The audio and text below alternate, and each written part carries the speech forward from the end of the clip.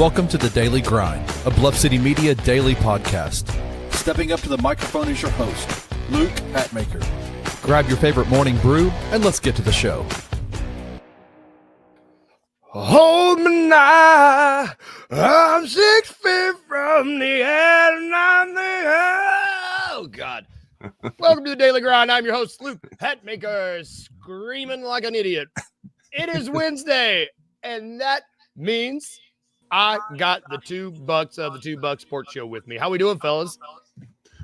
Good, man. It is a beautiful Wednesday here in East Memphis. You know, I finally cornered my super wealthy neighbor and was able to talk to him a little bit. He's got a nice house, he's nice cars. I'm like, how do you have so much money? He's like, well, I'm a baker. I make a lot of dough. Ha! I make a lot. That was so mad. You got Uncle Buck out of here. He's out of here. Oh, that's great. He's back. He's back. He was so mad. He's so mad he had to leave for a minute, giving him some technical difficulties. Uncle Buck, he's done, brother. The pun's over. At some point, I've got to make a stand. At some point, one of us has got to stand up. Because Luke, you're not willing to do it, apparently. Spineless, brother. Spineless. He's an enabler. I'm an enabler. I'm spineless in the face of puns. These are just a long list of things you got to know about me, brother. Oh God, we are already off. We're off to a great start. You out for your singing. Who's torturing the guy in the middle? Wow. Okay. Shout out Austin. Shout out Austin. Thanks everybody for joining us too. If you're over on the Twitters or anywhere else, come over on the YouTubes and hang out. That's where the chat is popping. Let's jump right into it. We got some basketball to talk about. Let's go in reverse order because I want to spend a little bit more time on the first game yesterday than the last game yesterday. I don't know my word salad. The last game from last night, the Denver Nuggets lost to the Oklahoma City Thunder in what is appearing to be the most competitive series of the second round. I don't know that this has been a close series all games, every game. Word salad. I'm going to use my words correctly. Taylor. Yeah, God. I need my pen like Nico. But they won 112 to 105. Oklahoma City Thunder did. Close game the entire time. Oklahoma City actually, I guess, came back in the fourth. Just a really good game. What jumped out at you, Uncle Buck? I haven't got to talk to you about this series that much. Well, honestly, I guess joke's on me for thinking that, the Nuggets were going to fall apart. I thought they would be an early exit in the first round of the Clippers, and now here they are, just going toe to toe with the one seed that is great, but I didn't think was unbeatable. I just didn't think that Denver would be the team that could do it. But yeah, all these games have been great. The problem is, and Rusty can agree with me, and I think you can too. Every one of these games have started at 9:00 at night. I've yet to see the end of one of them. Like, I just can't make it. I can't do it. Nope. It's very. These games have been very much so. The 9:00 games were in my head. I go to bed and there's a winner, and then I wake up and it may or may not be a different winner based on what happened. Right. And then I have to go back and rewatch. But yeah, like these games are too late. It's an exciting, really first half of basketball, and then I'm like, okay, bedtime, and then I wake up and I see what's going on. This Denver team, they got a 44-15 game from Jokic and still lost, which is just a bummer.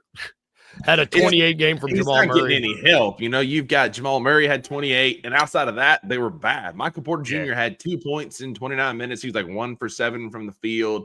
Like Wayno said, they just don't have another scorer. Aaron Gordon's kind of come back down to earth, realized that he's in his mid-30s and not quite the shooter that he was in the first couple of games. And I may be saying all this, and he might go off for 40 piece in the next game, but it just feels like Denver's lack of depth is truly catching up to him now. And Jokic is doing everything he can to will this team to win. They just don't have enough depth around him. Yeah, Adelman didn't play anybody off the bench more than 20 minutes. Nobody. And normally he has, at least some of these guys have sniffed 20 minutes. Nobody did last night. And then the guys who did, like Braun had 8 points. Michael Porter Jr. had 2 points. Like there was just no real Russ had 4 points, 4 rebounds. Like there was just no help. Do you think Porter Jr. is betting on himself?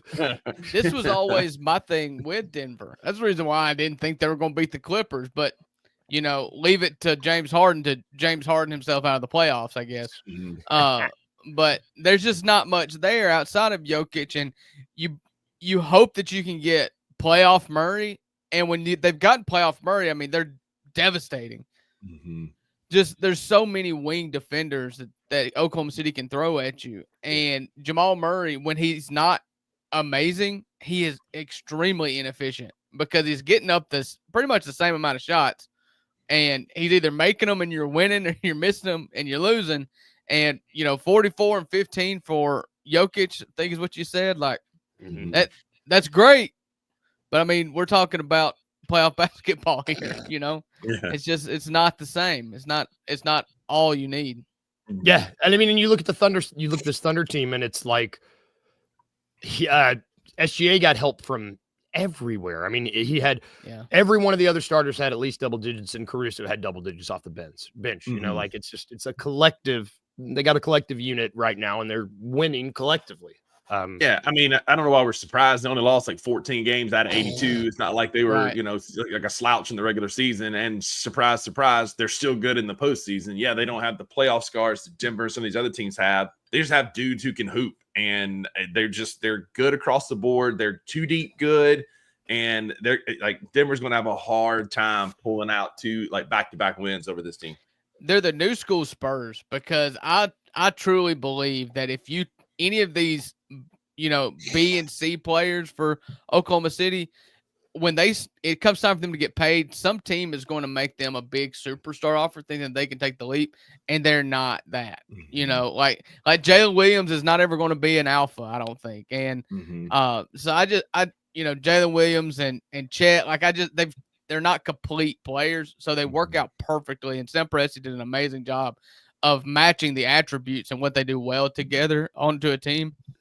And when they're on, they're just devastating. But I hope Denver wins at home in Game 6, forces a Game 7.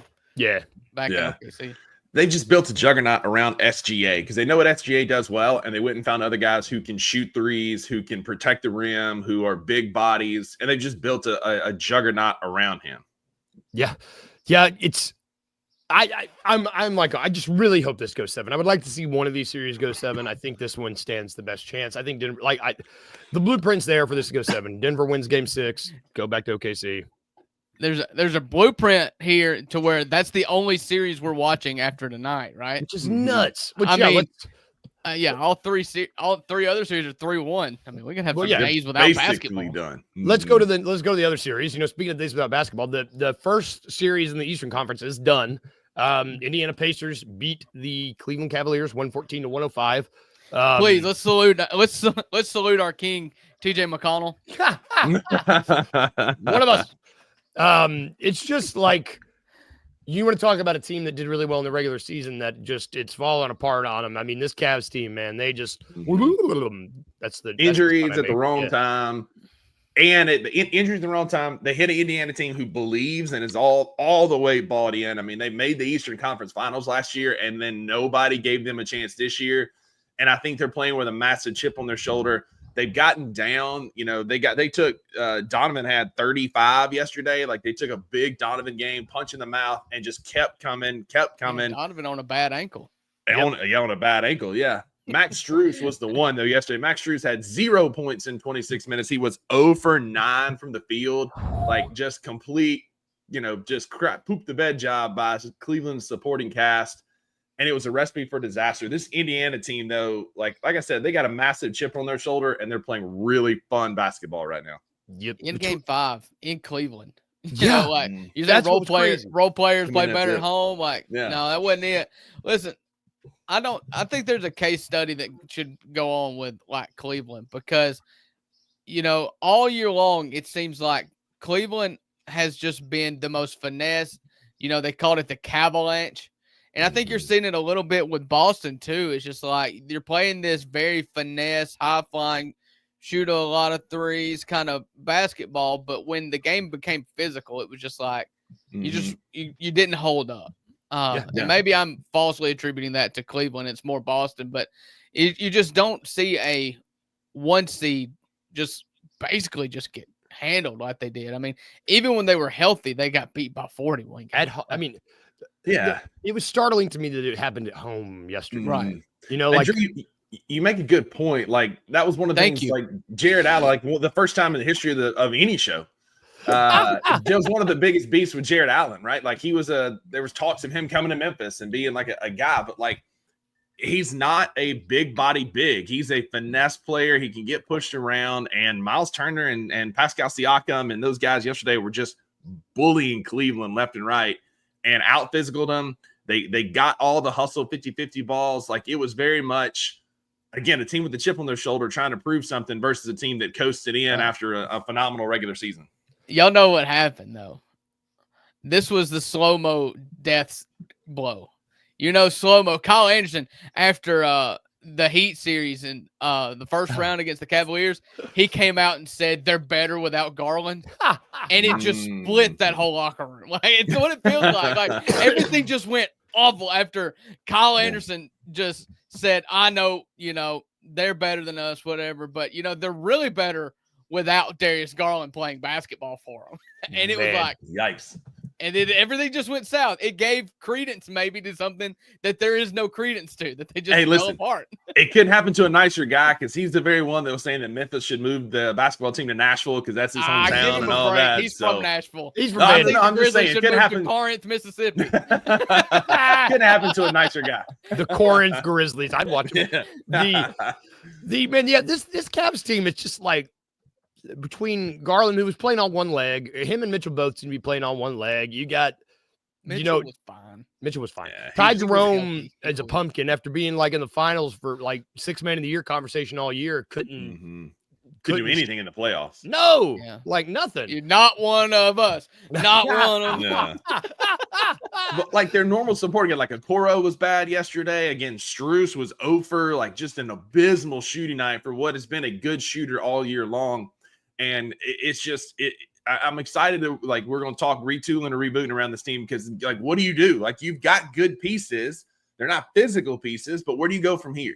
Well, yeah, let's just jump right into it. Like, what do you do if you're this? We're bringing this back. We're going to be bringing this back for every team that is eliminated from the playoffs. Rebooting or retooling? Do we reboot or do we retool this Cavaliers team? I don't know. Like, what do you do? What do you do? You've got their best 4 guys.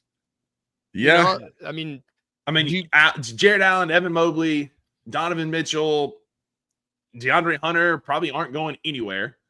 Then you got Darius Garland. Do you hang on to him? Do you try and shop him around? Like, what do you like? How like they clearly need some physicality. Like they need some big dudes. They can shoot the lights out most of the time. They kind of fell apart in this series. Yeah, they've got guys that are super athletic, but they just don't have that bruiser. Like Evan Mobley, for being Defensive Player of the Year, can get pushed around, and he did by Miles Turner.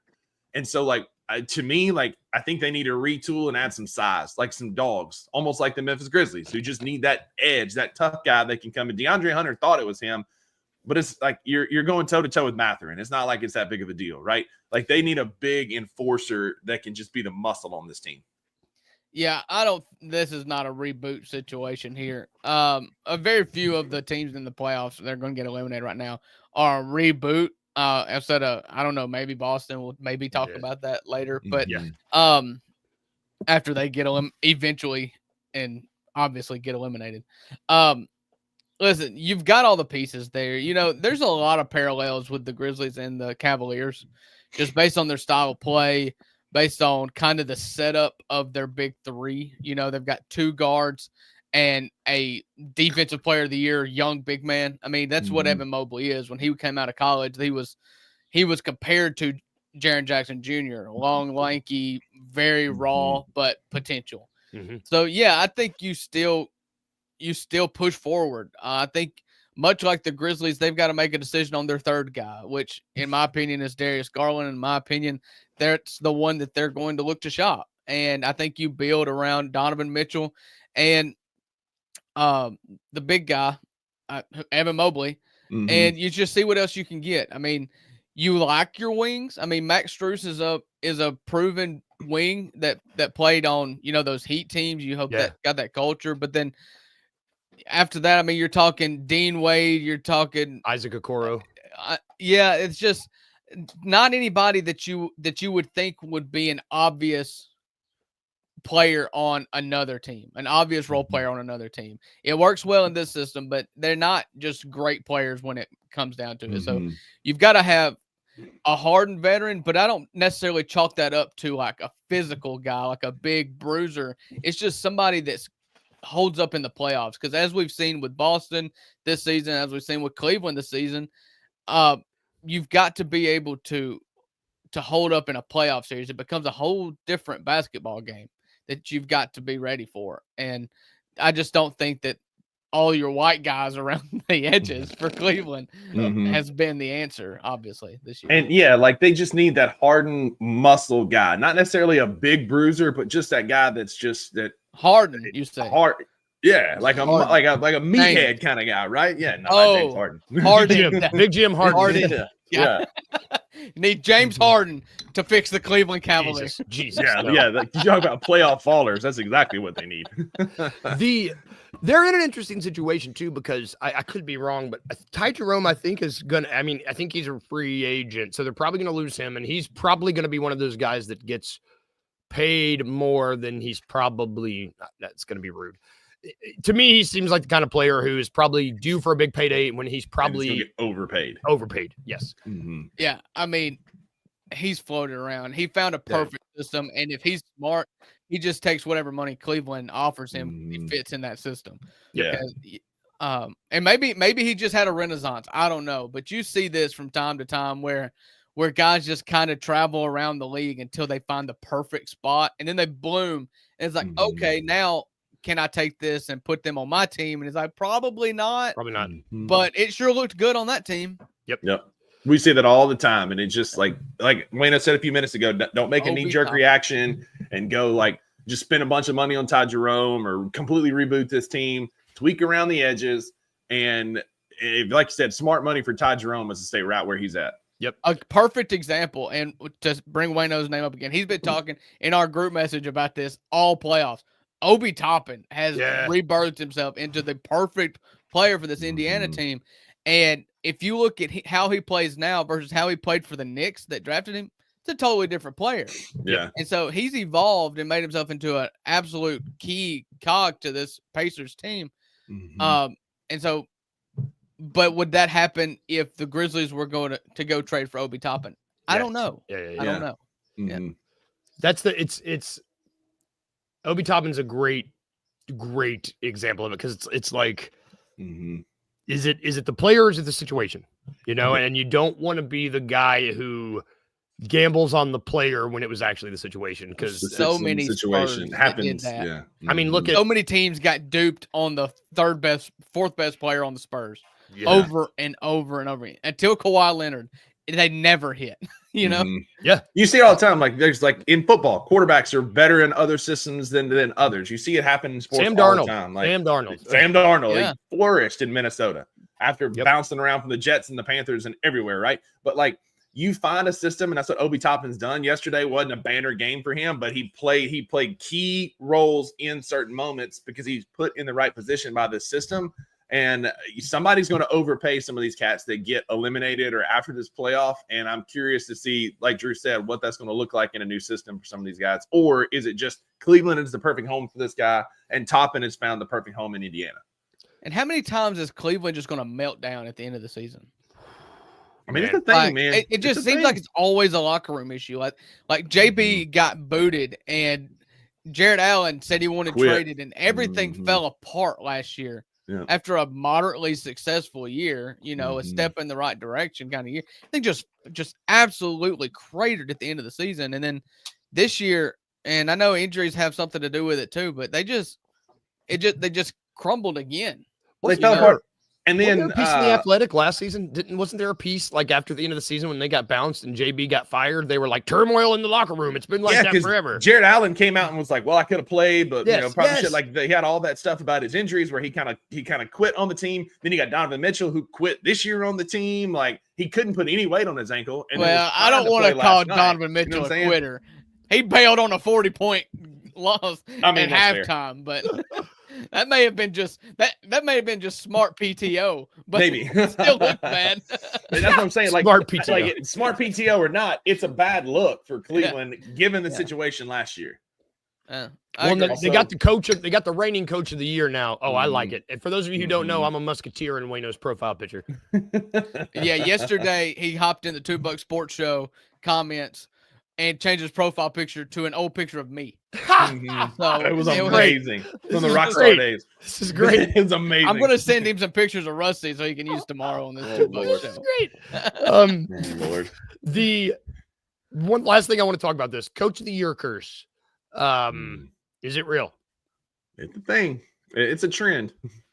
Listen, when are y'all guys going to agree with me? I'm right every time. We I won't give go that these far. coaches awards. We blame them for losses, but it's always the players. Like, you know what? It's because the coach is expendable. You give an award to the most expendable member of an organization, and that is your head coach. Every time it's the head coach, because you know what? If it's Donovan Mitchell's fault next year, it's still going to be your reigning coach that either gets fired. Like, it just is. Yeah, one of these guys is making tens of millions of dollars, and $700 million. Yeah. the other guy is not. All due respect to Kenny Atkinson. You know, like, I'm excited to see what this Cavs team does because they can't. I mean, they could blame the coach, but they aren't in a position to blame JB like they did last year. You know, No. I'm intrigued to see what they do, like around the edges. This is a team that I like, that I'm excited to see what they do. They were my pick to go to the finals at the beginning of the season, so I like. I mean, but like, are they just going to always be regular season good? Like, they just need some playoff experience, playoff help, playoff something. Are they? And I said I was done. The last Donovan Mitchell team that was really, really good a lot, but never could break through get through that hump was the Utah Jazz. Is this Cleveland Cavaliers team become the Utah Jazz? I mean, that Utah Jazz team had 50 plus, almost 60 wins when they put the Grizzlies out of the playoffs. They were devastating offensively. Yes, They were, man. Is that what we're looking at? Are we looking at did this team just become that? I don't know. I'm just putting that out. It's a valid question. It's easy to like you. So there's a trend here, right? Like, Donovan Mitchell teams scored a ton of points. They're really, really regular season good, and then they kind of falter in the playoffs. Is that Donovan Mitchell? Is that he doesn't have that other guy alongside him? Yeah. Is it a system thing? Like, there's questions around Donovan Mitchell in the playoffs for sure. Well, this is the first time that, and I can't remember who all. I mean, it was just like a 2-year run there at Utah before they eventually traded him because he wanted out and was going to get paid a fortune. It's the first time that I can think that, you know, that they didn't run up against like an all-time great. Now, I don't remember who put them out at Utah, but I believe one of those years was Golden State won the title. And like a lot of these people you're going to think about when it comes to LeBron's prime, you know, 5-10 years ago, we went to 8 straight, or you think about with Jordan, you know, when he went to all those finals, like there's guys that just are really good that never even get the opportunity because they run up against somebody. Donovan Mitchell could have been that. Now, you can't make that argument when you get put out by, you know, Indiana, Tyrese Halliburton. Yeah, you know, yeah. But those Utah teams, you know, they were good, but that, I mean, you're talking about. I mean, it's the same. Yeah, it's the same thing with the Supersonics back in the 90s, the Utah Jazz back in the 90s. There's some great teams. Charles Barkley, the Suns. There's some great teams in the 90s, but and I was going to add, like, I don't know that, like, because Donovan shows up, like, he scored 35, 40, 45 points. It's not. I just think Donovan needs to be paired with somebody else. He needs that strong number 2 in order to get over the hump because he's doing everything he can. They should trade for Rudy Gobert. Just run it back. Run it back. Because that's the reason why they lost all those Western Conference series is because Rudy Gobert got played off the court every time. Yep. And Rudy is still in the playoffs. It's wild. Last thing I want to talk about before we get out of here. We briefly hit on this yesterday. But Giannis Antetokounmpo, I don't know how to say his name. I butchered every time. Giannis soft launched his trade. Soft launch. It was like a millennials talk. I don't know. Yeah, he soft launched it. Yeah, I mean, that's what it was. It was a soft launch. Quit. He quite quit. He just because he's so polite, he's so humble, he's so polite. He's like, Mr. Sirs, I would like to be traded, please, somewhere where there's no state income tax, please. He's open to the possibility of possibly getting traded at some point. And it's like, man, I'm open to the possibility of possibly getting traded at some point in my life. Yeah. I mean, never say never, right? I'm open to the possibility for somebody to make me a job offer that makes more money and I pay less taxes. I'm always open to that. Also warmer and not in Wisconsin. Especially I'm open. Especially when there's $50 million waiting on the other end of that. Like, if you paid me $50 million, I'd go a lot of places. Yeah. Antarctica. Yeah, the Antarctic penguins. Like, go polar bears. Go polar bears. Now that it's officially on the table, and I guess like, what are some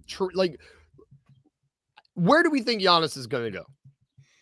Because I think he stays in Milwaukee. Do you? He's just talked way too much about loyalty, and I agree. But just for the reasons, like, we were kind of tongue in cheek recalling his statement yesterday. Like, I'm open to I will pick up the phone. Like, that's not a trade request. That is a very half-hearted, and maybe he's just being polite, which is totally plausible. But I don't think he wants to leave Milwaukee. I think he wants to build another team around him in Milwaukee. It's just extremely hard to do now. Yeah. And so if he moves, I look at the Spurs as being the worst case scenario and also the most likely. Because this will be a historic haul. And so, like, if he does get traded, like, Milwaukee wants to do right by Giannis and send him somewhere where he wants to go. But he also, like, the Milwaukee Bucks are going to get a historic haul. We're not talking about trading like some mid-tier guy. We're not talking about a Luka Doncic backroom deal where you're going to basically move him for like candy peanuts, right? This is going to be historic haul. So, like, San Antonio has the math to make it work between contracts, and they have all of their draft picks because the Spurs or the Bucks don't have a first-round pick until like 2031. Yeah, so they have a ton of picks that they can move. The Heat are the same way. They've got contracts they can move. They got a ton of picks, and so, like, if he does go somewhere, for me, best case scenario is Miami because you would really only see him maybe twice a year in the finals. Yep. But San Antonio has the math to make it work.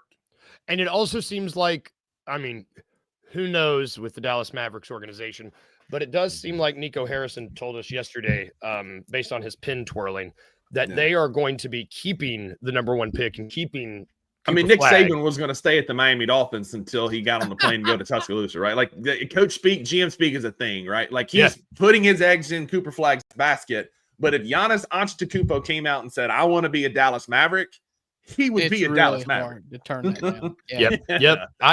We discussed this on our show yesterday. It's like, is it the right move for Dallas? I think me and Rusty both think you take Cooper Flagg because you sacrifice your 10 to 15 year future when you traded away Luka and got back 3 years, if you're lucky, of Anthony Davis.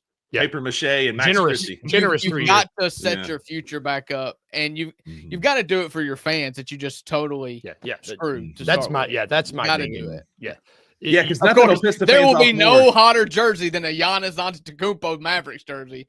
I mean, like, I think either way you go, Nico has set himself up. Flash Adam Silver, whoever made this happen, the random lottery, if you think it's truly random, but like, somebody set him up to be in a successful position, because you can, either way you go, you're going to win the fan base back. You get one of the best college talents in recent memory, if not ever, according to some, in Cooper Flagg, or do you turn that and parlay that into pairing Giannis Antetokounmpo with Kyrie Irving or whoever else you keep around him? Because, like, it's a win-win now for Nico. Like, he did a solid for the NBA, and he's in a good position now to where you can kind of go right either way. The two more teams that I think may be worth mentioning. And I agree with you. Black Ninja DJ does. The media is like trying to get him out of there so bad. It's the same thing with Ja. Everybody's trying to get Ja out of Memphis. Same thing. The two teams that intrigue me that I don't think we've talked about. And one of them Houston.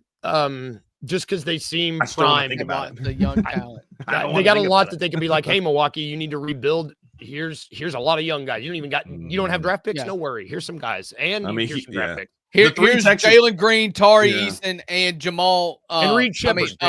Like what's Jabari Smith. Jabari Smith.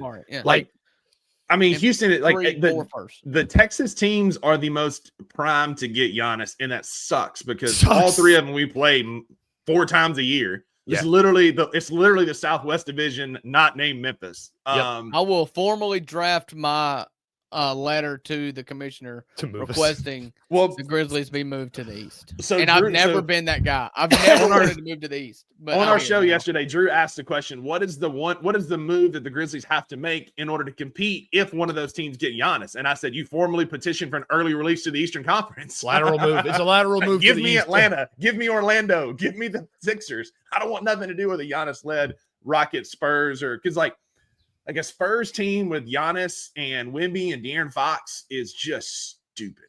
Stupid. Good luck scoring on Houston with Amen Thompson and Giannis playing defense. Like, good freaking luck, man. Shoot it from half court.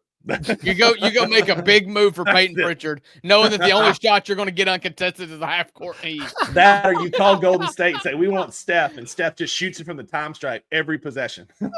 Every time. Now we're going to fantasy land. Okay. Yeah. We're gonna add that. We're already there, bro. We're already there. 4-point little shot, that 4-point spot in the 3v3 that they got. The one team that I would like for him to go to, mainly because it's out of the West, but I don't think he's going to. Brooklyn, just because, he has a home in Brooklyn, right? Yeah. He does. Yeah, he has said he likes a house Brooklyn. In Brooklyn. He has a house in Brooklyn. He has some businesses in Brooklyn. But with Brooklyn not getting one of the top picks, like they're out, man. Because there's no Milwaukee's going to want. If Mikal Bridges got 4 or 5 number ones, Giannis going to call for 7. Like it's going to be a historic haul. Yep. And Brooklyn not getting one of those top picks, like I think they're. And I just think for Milwaukee, like, you want to do right by him, much like the Grizzlies did right by Mike and Mark, sent them to contenders. The last thing the thing that'll make you feel the worst is sending him, 1, in your conference, and 2, to a team that's not competitive in your conference. Like it's just a historical dumpster fire. Yeah. I don't know if anything sucks more than the fact that the 2 best options for Giannis and for the Bucks are the Texas teams. It makes me so mad. It makes me so damn mad. It is what it is. Get rid of conferences. Get rid of conferences altogether. We're all flying private now anyways, so let's not care about the air miles, everything else. You go on the same road trips you go on before. I'm tired of this being a problem. Like, somebody needs to go to the East, but because again, like I said earlier, 2 things are going to happen. They're going to do right by Giannis. They're going to get a historic haul, and both of those things are possible with all 3 Texas teams. And they don't have a state income tax, which is something else he asked for. And all 3 Texas teams are in the West. 16. Yeah. Who cares if your first round matchup is the Sacramento Kings versus the Miami Heat? Like, they're flying private. They're playing cards or watching. Like, I don't care. It made shorten the season, lengthen out the playoffs. Who cares about travel? When they moved Memphis from Vancouver to Memphis, they should have switched it then, to be perfectly honest. But and when it comes down to it, like they're talking about, even when we expand in a couple of years and they add Vegas and Seattle, they're still rumor is they're only going to add 1 team to the Eastern Conference. And so, like, is that Memphis? Is that, like, it would make sense for it to be us, but is that New Orleans? Minnesota is the most geographically close to Eastern Conference teams with where they are. So, like, who's it truly going to be? Look, the Mason-Dixon line exists for a reason. you go under that north and south. There's a cross section. Mason-Dixon line, Mississippi River. You take the bottom cross section, and that's what goes to the east. I saw that.